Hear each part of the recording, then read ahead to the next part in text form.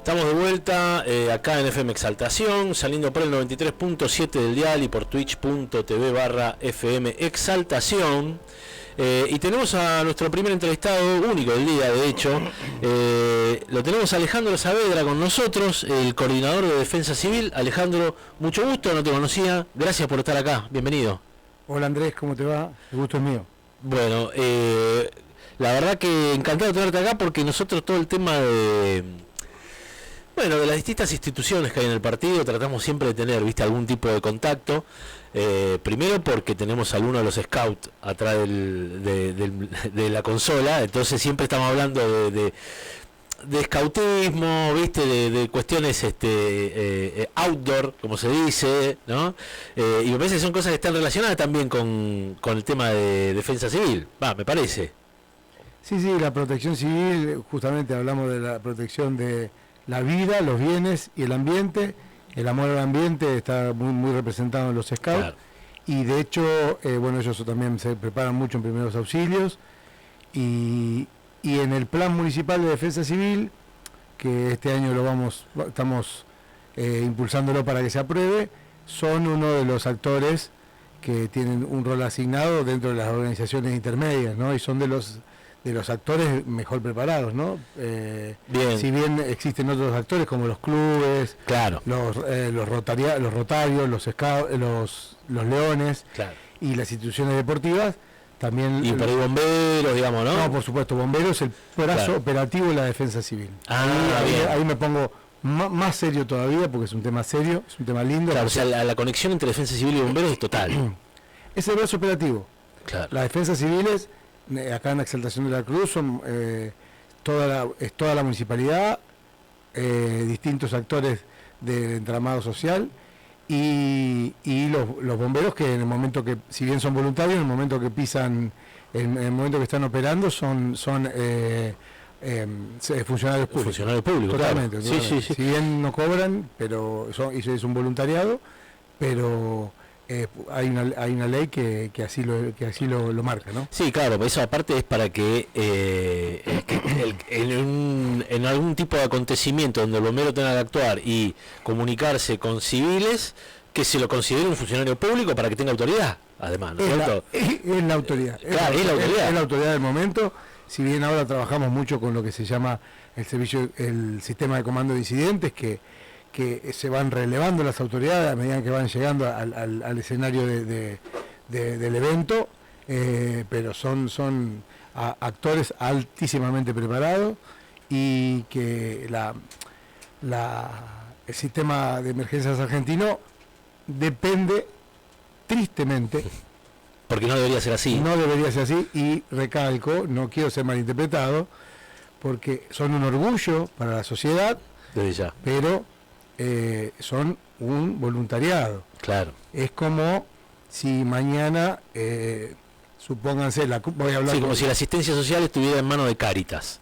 Porque como si no, Cáritas está bárbaro que exista, pero la asistencia social tiene que tener una estructura. Ejemplo. Y si te voy a dar un ejemplo aún más extremo, si yo te doy la atención primaria de salud, se la damos a la Cruz Roja.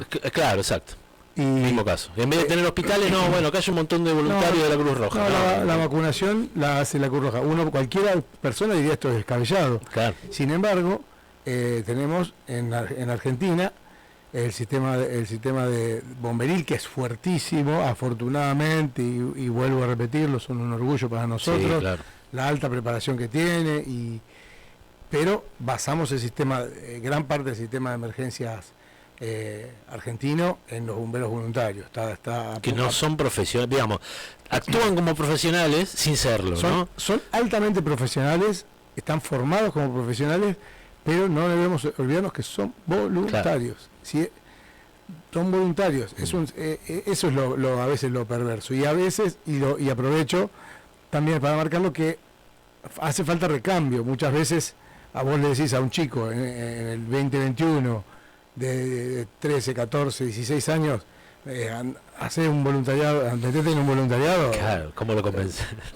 Andá a un lugar a un lugar con régimen militar, que está muy mal visto, desafortunadamente, porque tenemos de San Martín para abajo, Es cierto, claro. Tenemos un montón de ejemplos y nadie se quiere ir a poner una gorra que le diga lo que tienen que hacer y encima entrar en situaciones de... Y poner el pellejo y gratis. Claro. Entonces, es complicado el tema de las emergencias, es apasionante, y el entramado de la gestión de riesgos y protección civil en Argentina es un tema complicado. Bueno, y yo, que me gustan algunos desafíos, Bien. Lo he asumido ya hace unos años acá en Exaltación. La mayoría tienen un 80% de voluntariado, son contados los que son financiados. Claro. Porque hay algunos municipios que por ahí sí tienen una bajada presupuestaria para, ¿no? Me imagino, en algunos lados debe haber algún que otro...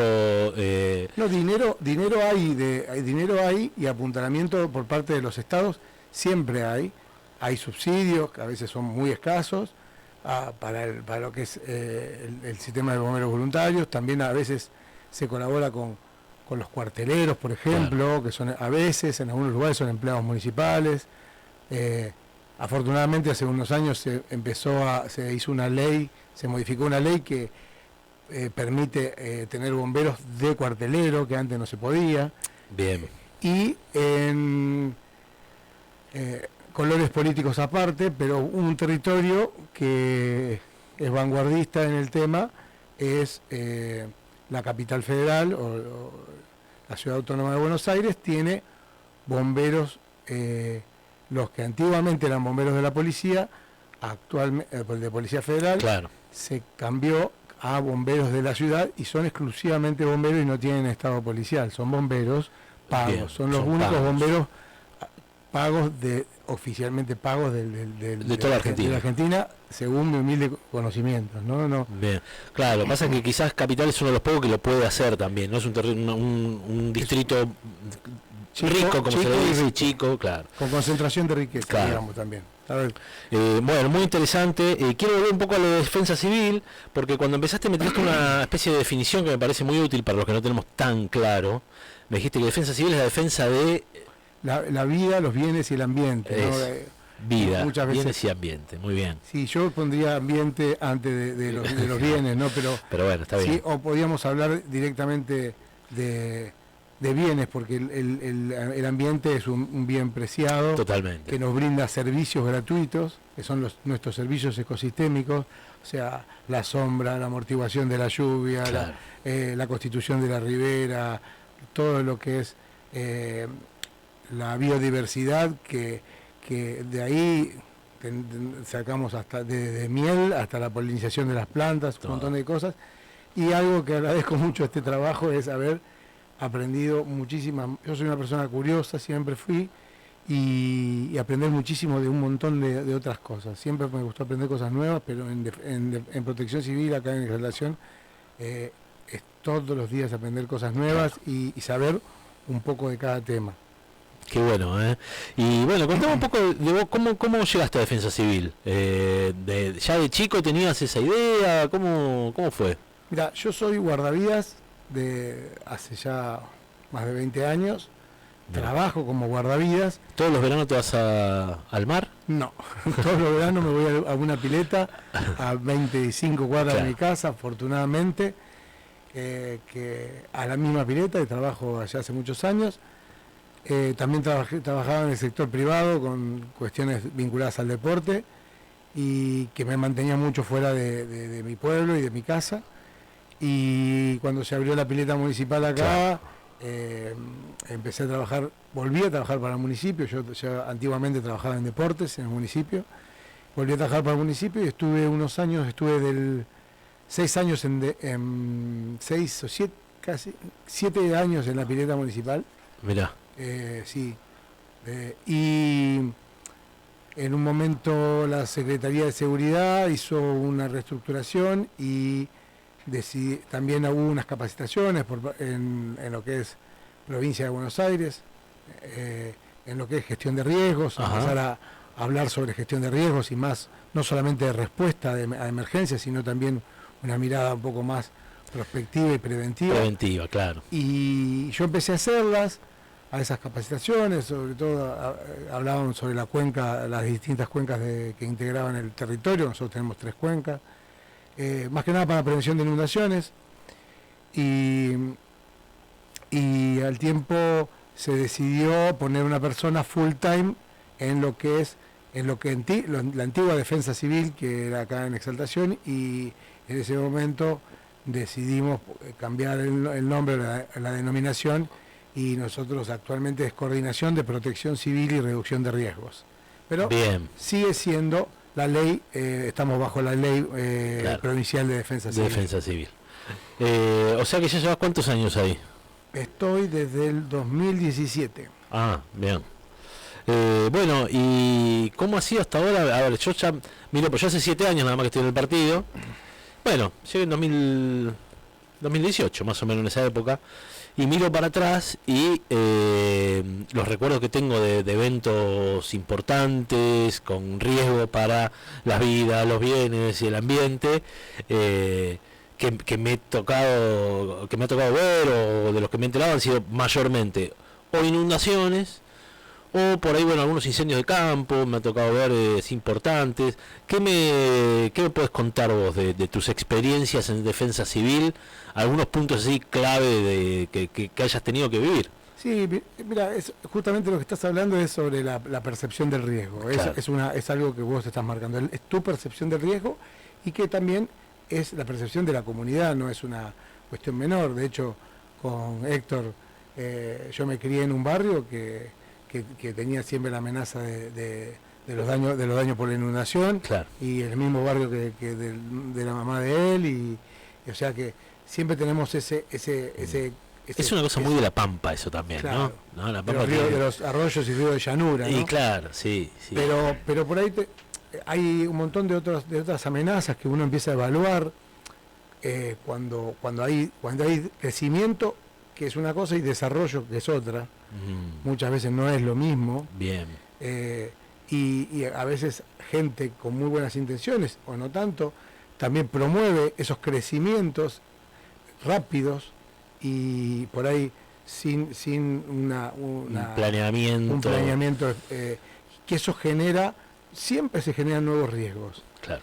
Entonces, si vos haces una ruta, perfecto, va a traer un desarrollo, pero hay riesgos que hay que tener en cuenta, y hay riesgos aceptables, ¿no? Entonces, hay amenazas de tipo natural, o hidrometeorológica, o socionatural, porque a ver, si esto hubiese quedado como 1700 o 1600 sin ninguna casa, y el arroyo siguiera inundar este campo, sí, no habría ningún riesgo, ninguna afectación para nosotros. Es socionatural, claro, porque si nosotros tuviéramos emplazado, sí, nuestra presencia es parte de la ecuación, digamos, tal cual, ¿no? Es la ecuación del riesgo, claro, es la amenaza, que en este caso es una tormenta, una lluvia y la crecida del arroyo, más la exposición y más la vulnerabilidad que uno tenga. Claro. Y esa es la fórmula del riesgo. Ahí es donde aparece. Esa es la amenaza, más la exposición y la vulnerabilidad que uno tenga, porque también incluyen los factores sociales, incluyen factores socioeconómicos, y además de la vulnerabilidad física o la exposición física a esta amenaza, en este caso una hidrometeorológica, ¿no? Claro. Que como pueden ser las inundaciones, pero muchas veces hay, por ejemplo, hoy estamos bajo alerta de vientos. Sí, totalmente, hoy lo estábamos comentando. Alerta amarilla de vientos. Y haciendo el plan de vientos, de vientos, empecé a hacer un reconto estadístico de todos los eventos de viento que tuvimos. Y tuvimos muchísimos eventos de viento que inclusive han afectado muchísimo a la población, y han salido carísimos en cuestiones de recursos, en daños materiales, recursos y el trastorno para la vida cotidiana de las personas, claro, ¿no? Nosotros estuvimos en la Argentina-Holanda, no me acuerdo nunca. ¿Te acordás de Argentina-Holanda? Sí, me acuerdo. Estuvimos en lugares que tuvimos 5 días sin luz, y por una ráfaga de viento de 100 kilómetros por hora, de un ratito. Claro, aparte nosotros ya Exaltación de la Cruz ahora, yo viví 2 años en el corredor de la 8, ¿viste? Ahí en Parque Exaltación. Y claro, ahí hay riesgo de diseño de interfase. Claro, constantemente 500 hectáreas más o menos solo en el remanso de una hermosa arboleda con hermosas casas, y la arboleda dentro y fuera de las viviendas, el tendido eléctrico, malas prácticas de poda, también. Igual nosotros tenemos, perdón, ¿no? Por favor. Tenemos una pasada de vientos muy huracanados y que han hecho siempre peligro. Arranca por Puente Fierro, te continúa Arroyo La Cruz y te corta por el barrio San José y termina en Cardales. Vos decís que es una ruta. Es una ruta de vientos. Bueno, ese famoso tifón que hay acá tanto, que ya viví un par. No me vas a decir cola de tornado porque... Cola de tornado, estaba tratando de recordar cómo le decían, porque la escuché la de cola de tornado, pero me parece que no tiene mucho sentido la de cola de tornado. No tienen cola. Claro. Son vientos. Y tifón también es raro porque es como le dicen al huracán en Filipinas, o sea, no sé por qué le decimos tifón. Los tifones es un fenómeno marítimo. Claro, me parece que los huracanes se forman en el mar. Claro, bueno. Son grandes, digamos. Ahí está, bien, un poco de esclarecer. Tenemos una ruta acá. Sí, como dice Héctor, muchas veces se manifiesta como corredores de viento. Como un corredor. Claro. En el pasado también, esto que él decía del barrio San José, muchas veces hemos tenido voladura de techo en el barrio San José y trazando una línea. Me gusta muchísimo trabajar con mapas. Trabajo mucho con... No soy un cartógrafo ni un geógrafo. No, pero los mapas son hermosos. Pero trabajo mucho con Google Maps, con My Maps también, y se los recomiendo para cualquier cosa. Si su hijo quieren hacer un poco de gestión de riesgos o de plan familiar de prevención de riesgos, bueno, le decís a tu hijo, mira, me voy de papá, me voy a la rural. Listo, hacemos un My Maps, bueno, vas a ir por esta calle y vas a volver por esta misma calle, y me vas a pegar en este lugar. O te vas a tomar el bondi acá. Y ese se lo compartís en un link con MyMap. Y esa ruta vos primero la establecés de acuerdo a los riesgos que hay en el camino. En un plan. En un plan. En un plan de riesgos familiar, como muchas veces decimos. Muchas veces, una de las tareas que nosotros hacemos es, cuando hablamos con la comunidad, muchas veces lo hacemos en los colegios, es que cada familia tenga un plancito. Claro. Y las estrategias de autoprotección, que hacemos mucho hincapié, en algún momento sonaban como que el Estado te estaba dejando tirado.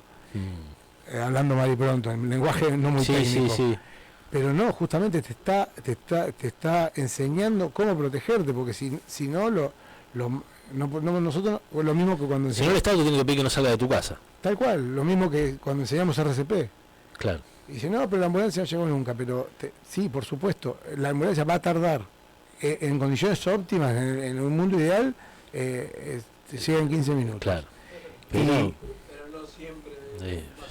No, claro, y por eso nosotros por eso enseñamos RCP, enseñamos control de hemorragias, ese tipo de cuestiones, y tenemos otra gente que socializa también estas cuestiones, como son los bomberos, los scouts, gente de salud, de atención primaria, que también socializan estas cuestiones, y no somos envidiosos para nada, justamente mientras más seamos, mejor obviamente, mejor. Sí.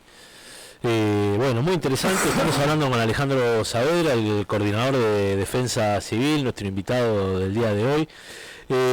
¿Cómo está Defensa Civil en el partido? Aparte de paso, ya que estábamos hablando del tema presupuestario, ¿cómo se maneja Defensa Civil? ¿Cómo consigue el equipamiento? ¿No? Porque Defensa Civil tiene equipamientos, tiene cosas que encima suelen ser bastante caras. Mirá, esto también es hay defensas civiles operativas y defensas civiles que tienen características más de coordinación. En la Exaltación de la Cruz, la característica que tiene es más de coordinación. Bien. Muchas veces, ¿dónde está tu 4x4? ¿Dónde está tu...? Y para eso tengo justamente el brazo operativo, que son los bomberos voluntarios. Perfecto. Muy bien. Dicho esto, no quiere decir que no tengamos equipamiento. Algo de equipamiento tenemos. Muchas veces no es exclusivo la defensa civil. Si yo quiero, mañana tengo una moto niveladora. Claro. Que vale fortuna, millones de dólares. Y que no podrías tener la propia tuya con el cartelito de defensa civil en la puerta. Yo siempre digo, no quiero tener una 4x4, pero quiero que cuando necesito la 4x4 esté. Claro. No puedo tener usted en un helicóptero. O lo mismo cuando te dicen, ¿cuántos bomberos hay? ¿De cuántos bomberos disponés? y de los de toda la Argentina y del mundo, porque Claro. se van convocando en el caso que haga falta. Sí, sí, sí. La 66. Lo hemos visto en algunos casos así muy graves, Claro, se claro, se por ve eso que no, que mucha- empiezan a llegar de Claro. otros lados. No quiere decir que a todos nos gustaría tener una defensa civil operativa, con móviles, es lo más lindo de ver y demás, Sí. pero yo te puedo asegurar que hay en otras municipalidades muy lindas, con mucha plata, con lanchas. Claro. Ya te dije que tienen lancha, ya sabes de dónde estoy hablando. Sí. Tienen lancha, tienen 4x4, tienen moto Claro. de agua y todo. Y en el pasado, por ahí, en algunos puntos, en algún momento, por ahí no estaba la planificación acorde con el recurso. Es decir, Claro. qué lástima que no tengan bien planificado, o la transversalidad, que eso es fundamental. Nosotros, por ejemplo, al día de hoy, la Junta Municipal de Defensa Civil, si bien la dirige el intendente, la puedo convocar yo, pero también tengo una compañera que trabaja en el área de abordaje territorial, Ajá. que es Nieves Velázquez, trabaja conmigo y fue una de las impulsoras de la Junta Municipal de Defensa Civil, y quizá de emergencia sabe mucho menos que yo, Claro. pero Para su tarea está bien formada. totalmente, justamente es la que mejor conoce a la gente que es mi deber y del intendente proteger.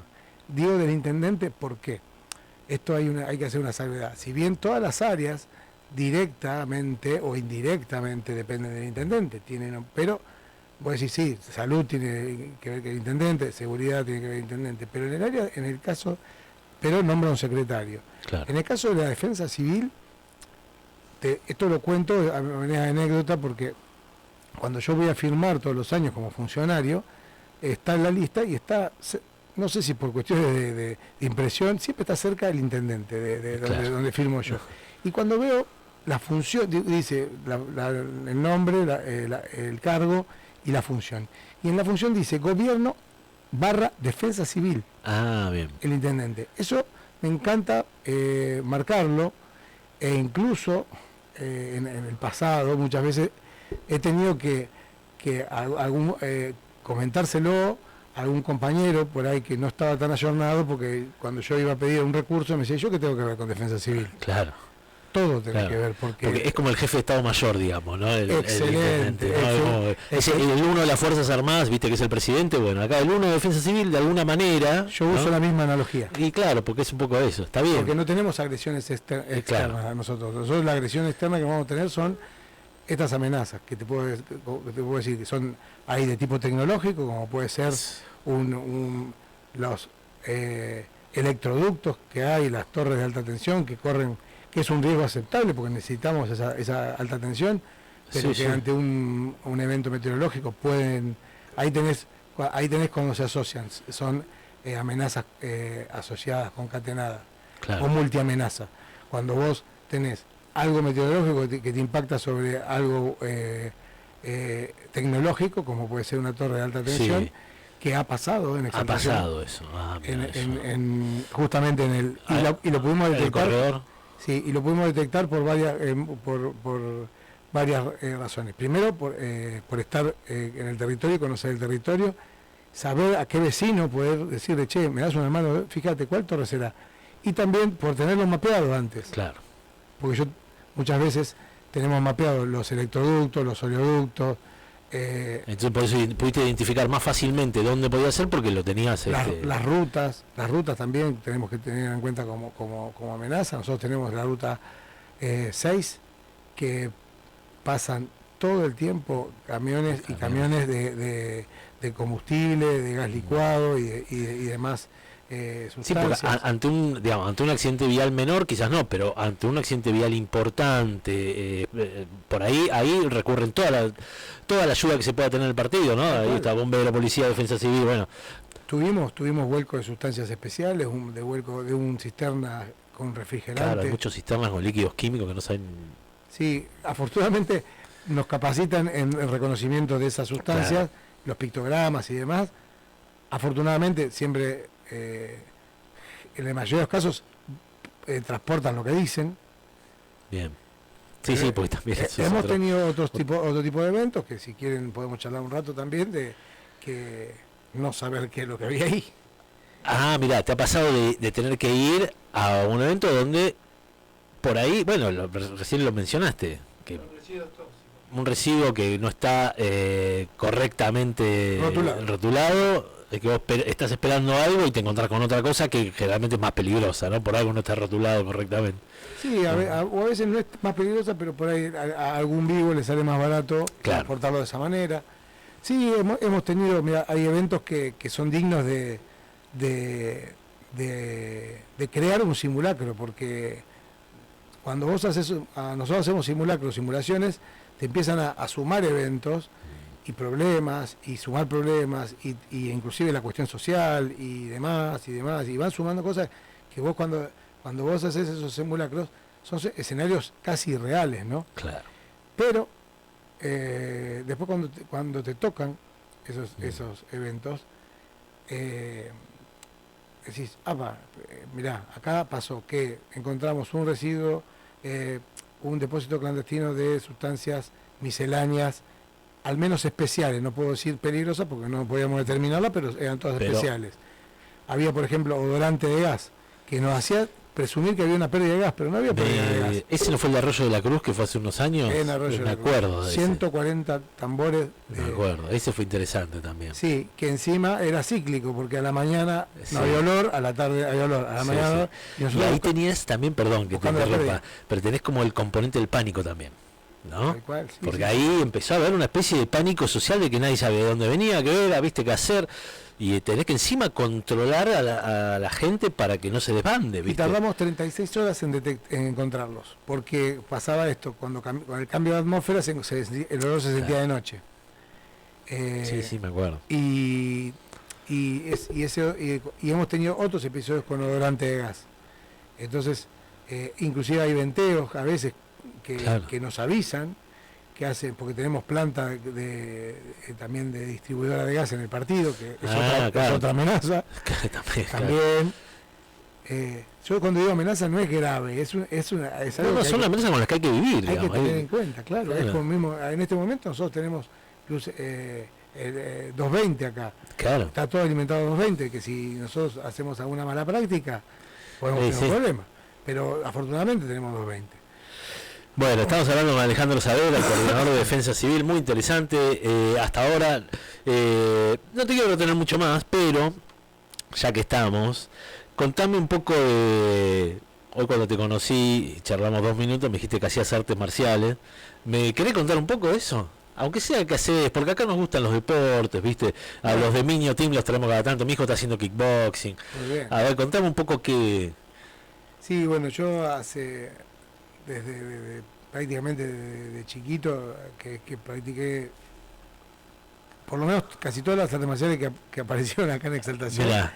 Y algunas que no había las importé. Bien. Sí, practico hace muchísimos años, bueno, casi de manera ininterrumpida, 30 años de manera ininterrumpida, y practiqué mucho tiempo Kung Fu en Los Cardales. Mirá. Y en Ingeniero Maswich. Así que... ¿Y te dedicas a eso? ¿Das clases, algo? Más que nada, yo soy líder de zona de lo que es Nueva Unión Argentina, una academia que tiene sede en Río de Janeiro. Ajá. Soy líder de zona, pues soy uno de los practicantes más antiguos y que, digamos, desarrolló el jiu-jitsu brasileño, que es el arte marcial que yo hago, que es un sistema de lucha sin golpes. Es todo grappling, ¿no es cierto? Muy bien, buena palabra. Es que yo hice boxeo muchos años y bueno, viste que empezaste, aparte yo empecé a hacer boxeo cuando todavía no estaba todo tan de moda, ¿no? Claro. Las alternativas al boxeo, y cuando empezaron a aparecer empecé a averiguar un poco, viste. Claro, esto es grappling, es todo lo que es de artes de agarre, lutatorias o artes de agarre, contrario a lo que sería por ahí en la faceta deportiva el karate, que es de golpes, o el taekwondo, que es de golpes. Y el judo también vendría a ser se parece muchísimo más al judo. Claro. Mucha gente dice, hace poco escuché un concepto que judo y jiu-jitsu son el mismo arte, pero con distinto reglamento. Y me pareció muy acertada. Muy acertado. Son el mismo arte marcial, pero con distintos reglamentos. Ahora, el jiu-jitsu brasileño se puso muy de moda con el UFC, con el MMA, con todas esas competencias que hay ahora, que bueno, básicamente mezclan distintas disciplinas en general, ¿no? Sí, yo de los 30 años que practico de manera ininterrumpida artes marciales, porque cuando era chiquito también practiqué, bueno, hace 30 años que quiero hacer jiu-jitsu y hace 20 que hago y soy afortunado de hacer, y hace 10 que soy cinturón negro y ya soy tercer grado tercer grado, que es como tercer dan de jiu-jitsu, que no, sin desmerecer a ningún autor de marcial, pero nosotros en jiu-jitsu es un poco a la antigua. No hay cinturones de negros menores de edad. Claro. Por lo menos te comes 9, 10 años para llegar al cinturón negro en promedio. Como era cuando éramos chicos, nosotros en todas las artes marciales claro. Era así, ¿no? Después como que eso se empezó a aflojar, pero antes era una carrera a largo plazo, ¿no? Que tenía que ser. Y se dice que debe haber cambiado la estadística, pero dicen que el 1% de las personas que empieza a practicar jiu-jitsu brasileño, solo el 1% llega a cinturón negro. Claro. Espero que haya cambiado eso. Claro, como que es una carrera difícil aparte, ¿no? Que no es fácil de llegar. Tenés ¿no? que trabajar mucho en el suelo, pero lo que tenés que dejar en el suelo es tu propio ego. Para arrancar. Claro. Vos podés ser cinturón negro de lo que sea, salvo que sea judo por ahí, o sambo, o un arte marcial de agarre, pero si vos y puedes ser cinturón negro lo que sea, y venís y pisar 120 kilos, y yo he visto someter a tipos con un pibe claro. de 60 kilos. Sí. Y cinturón azul. Impresionante, sí. O sea que, y después, también cuando te haces practicante, es como cuando vas al aeropuerto, viste que vos te bajás de un avión que te parece enorme, sí. Tu avión te parece enorme, te bajaste y hay otro que es enorme. Sí. Y después te subiste a ese otro, ojalá te hayas tenido la suerte de viajar. Yo gracias a las artes marciales pude viajar mucho. Mirá. No sé si viajé mucho, tuve muchos vuelos. Pero por lo menos pudiste... Como eran los vuelos baratos, claro. Tenía que hacer 800 escalas. También viajé muchísimo con el Kung Fu. Mirá. Y ves otro avión más grande, o cuando vas al puerto, viste que ves... Sí. Así, todas cosas... Bueno, en jiu-jitsu pasa lo mismo. Siempre hay uno más grande que vos. También... Claro. Te pone en situaciones de presión, me apasiona tanto como la protección civil, y de hecho hay mucho de eso, hay mucho de análisis de riesgo, hay protección, claro. Hay respuesta, es cierto. Hay muchísimo. Bueno, me llamo Alejandro, que significa protector también. Mirá, ahí está. Alejandro, bueno, muchas gracias. La verdad que hay temas para seguir, pero bueno, vamos a ir cerrando, no quiero hacer tan largo. Y como le decimos a todos los que vienen, ya quedamos comprometidos para alguna otra vez, venir. En algún momento seguramente te vamos a decir, che, ¿no querés venir a darte una vuelta, a charlar? Si ocurre un evento, además. Sí, hoy viste que hoy tuvimos crecida del arroyo, estamos monitoreando la crecida y claro. Así que seguimos atentos. Y ahí para cerrar, el día de hoy con los vientos y con las lluvias y demás, en general estuvo más o menos tranquilo. Afortunadamente no hemos tenido afectados porque como fue lluvia y no fue tormenta, o sea, no estuvo asociado a eventos de viento fuerte durante la tormenta. Claro, justo terminó la tormenta, digamos, y empezó el viento. Sí, y suele pasar. Sí. Pero afortunadamente no hemos recibido por la Secretaría de Seguridad reclamos, ni gente afectada y mucho menos evacuados. De todos modos seguimos monitoreando la crecida del arroyo, porque tenemos un suelo muy saturado de agua y ya empezamos a registrar una bajante en Puente de Fierro, que dicho sea de paso tenemos instaladas unas reglas nuevas que están medidas por la autoridad del agua. Con lo cual tenés todo el arroyo de alguna manera monitoreado. Tal cual. Es una red, es nuestra red de alerta temprana que tenemos, ¿no? Y ya empezamos a registrar una bajante en Puente de Fierro, pero digamos es bastante caprichoso como el comportamiento. También tenemos obras nuevas que te modifican. Que modifican muchísimo el comportamiento que tiene el arroyo, y también el contexto. Tenemos el suelo saturadísimo de agua. Yo creo que absorbe poco. Hace poco nos dieron una charla que si haces un pozo 50 centímetros ya encontrás agua. Está. La napa está altísima. Está a full. Altísima. Bueno, Alejandro Saavedra, señores, muchas gracias. No. Coordinador de Defensa Civil.